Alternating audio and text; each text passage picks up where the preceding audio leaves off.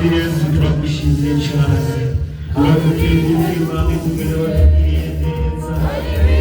Mwami twebwe abarinzi bawe turiko turasenga dusaba Mwami, ari byinshi wadukoreye, ari byinshi wadukoreye Mwami bitangaje, ariko twagiye tugaye ubwoko bwawe, nicyo gituma twisabira amaraso yawe, twisabira imbabazi zawe tuboneke ku Mana, kugira utugirire neza mu izina rya Yesu. None Mwami turiko turasenga dusaba Mana, ibihe nka bimwe by'abakera mu izina rya Yesu.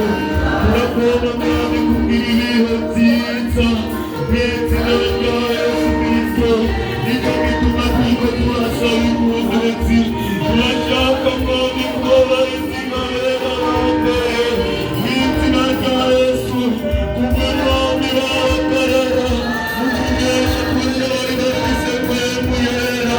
Natwe Mwami turiko turasaba ivyo bihe mu izina rya Yesu Kristo, turisegeye mu izina rya Yesu. Turakubona Mana mumanuke hano hantu mu izina rya Yesu, kugira tunoze mpwemu yera babera bambere mu izina rya Yesu Kristo. Turakwinginze Mana, turiko turasenga dusaba Mana, ayihe dukumbuye mu izina rya Yesu, turakumbuye za bihe by'abakera mu izina rya Yesu Kristo. Nicyo gituma tukwinginze Mana, wibuke abana bari mu nzira yawe, ukora